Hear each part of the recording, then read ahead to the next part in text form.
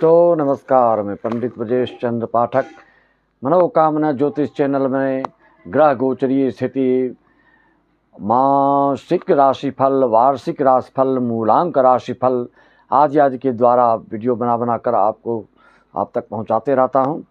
अगर पहली बार आप हमारे चैनल पर आए हैं तो आप सब्सक्राइब कर लें, लाइक करें, शेयर करें।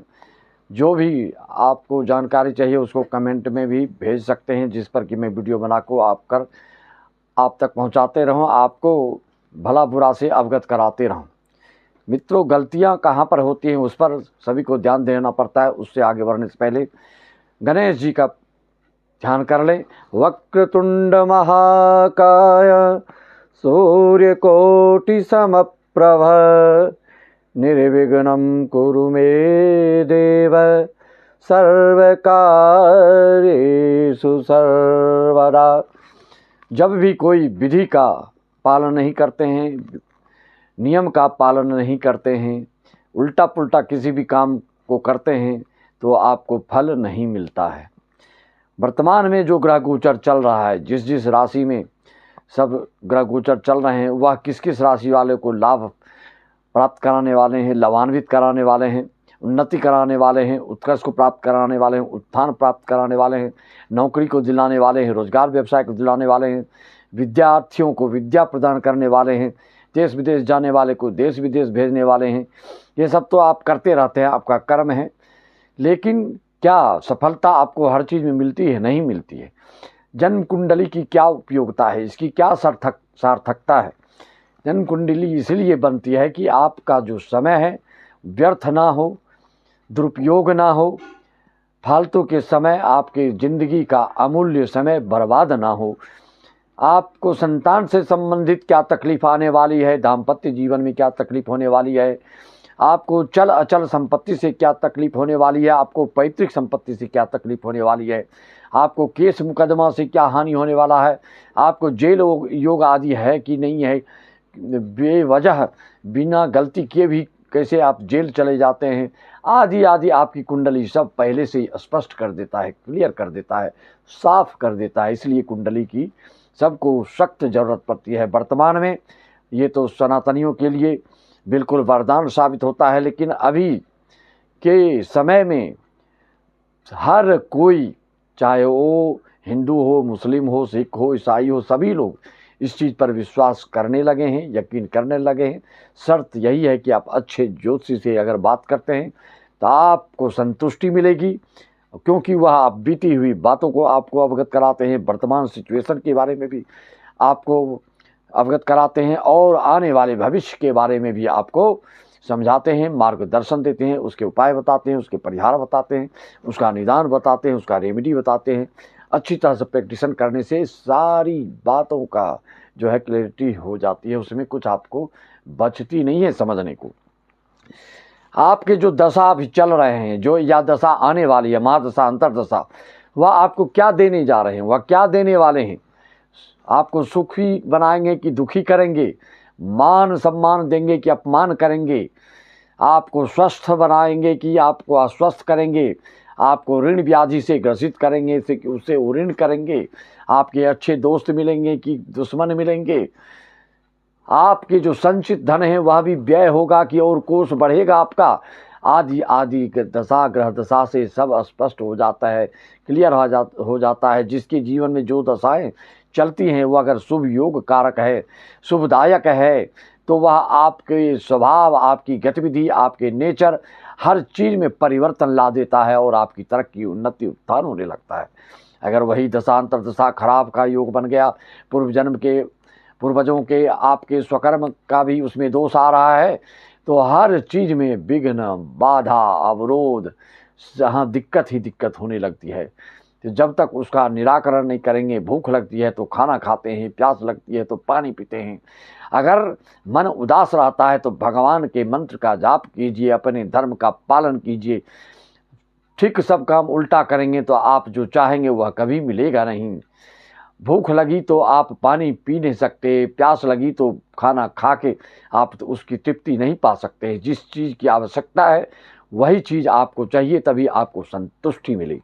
मित्रों, तो दशा से आपको सब ये सब पता चलता है।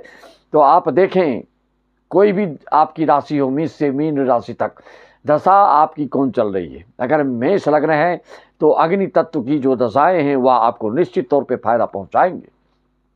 अगर कुंडली आप देखना जानते हैं, समझते हैं, प्रारंभिक जानकारियां भी आपको मालूम है, बेसिक नॉलेज भी पता है, तो आप इस चीज़ को समझ सकते हैं जो मैं बता रहा हूँ। नहीं तो अधूरे ज्ञान खतरे जान वाली बात होती है। आप बोलते हैं ऐसा है तो ऐसा होना चाहिए, ऐसा नहीं होता है। इसकी जब तक गहराई से नहीं समझेंगे, इसकी सूक्ष्मता को जब तक नहीं परखेंगे, तब तक आप उस चीज़ से अनभिज्ञ ही रहेंगे, समझ नहीं पाएंगे।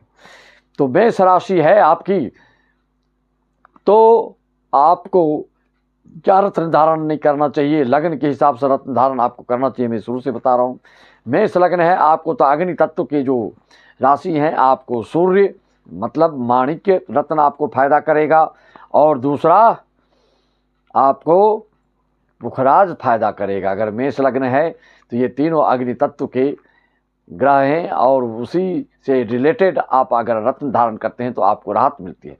रत्न धारण में भी 80% लोग बहुत गलत करते हैं। जो ग्रह खराब है, आपका मार्केस है, वह अशुभ फल देने जा रहा है, बोलते हैं यही रत्न पहन लो। ये मूर्खता वाली बात है, जड़ता वाली बात है। और ऐसे जब तक आपको पता नहीं है कि क्या धारण करना चाहिए, अंदाज से पहनेंगे तो आपको नीम हकीम खतरे जाना आपको, और वो ले डूबेगा। आप पहन देंगे अच्छाई के लिए और आपके साथ बुराई होने लगता है।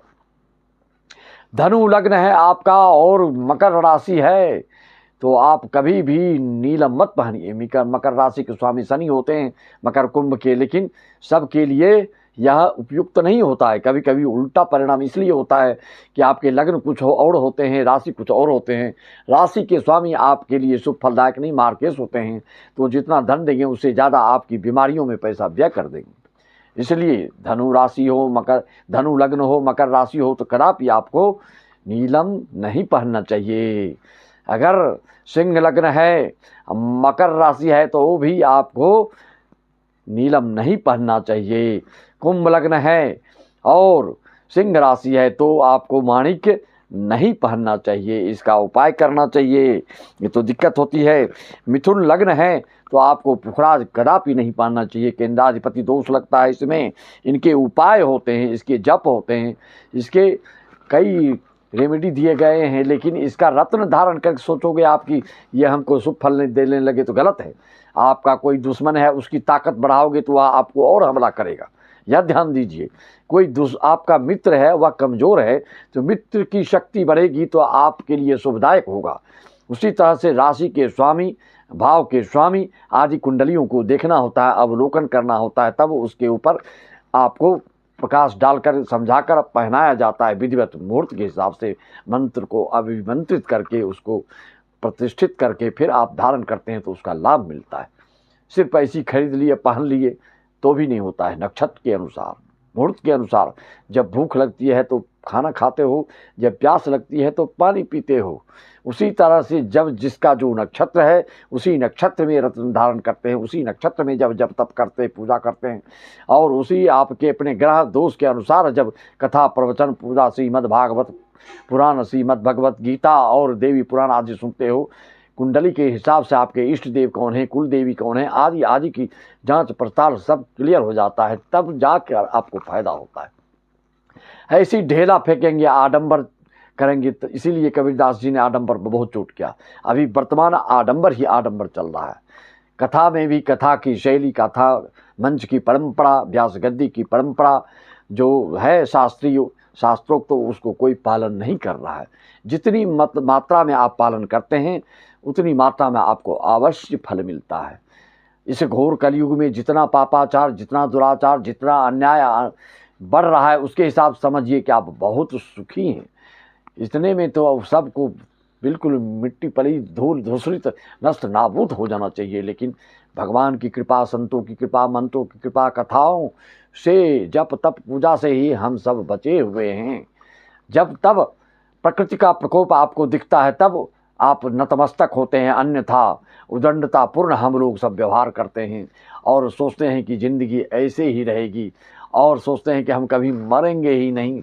इस तरह की बात करते हैं। भाई मृत्यु तो आप जानते हैं कब किसका कौन काल कबलित हो जाए कोई ठिकाना नहीं है।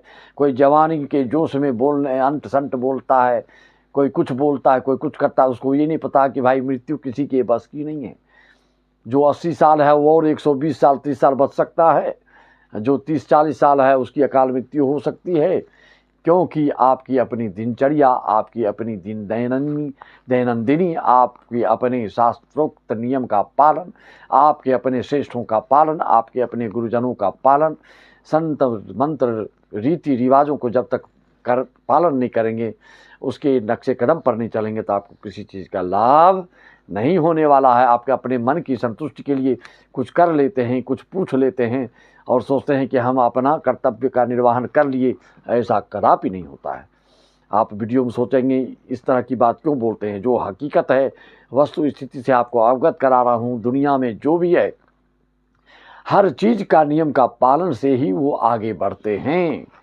चाहे किसी चीज़ का आप उदाहरण लेके देख सकते हैं। आपको अपनी कुंडली की विश्लेषण करवाना हो और जन्म जन्मांतर की भी बात को जानना हो, अपने पूर्वजों के, अपने कुल के बारे में, तो आप पता कर सकते हैं। आपकी कुंडली हर बात को बताती है और 501 में सारी जानकारियां आप स्क्रीनशॉट भेज देते हैं, अपना date of birth, time of birth, place of birth भेज देते हैं, सेंड करते हैं, फिर आपको अपॉइंटमेंट का टाइम दे दिया जाता है। उसमें आपको हर बात को क्लियर से साफ सुथरा स्पष्ट रूप से अवगत करा दिया जाता है। मित्रों, मैं अपनी वाणी को यहीं पर विराम देता हूं।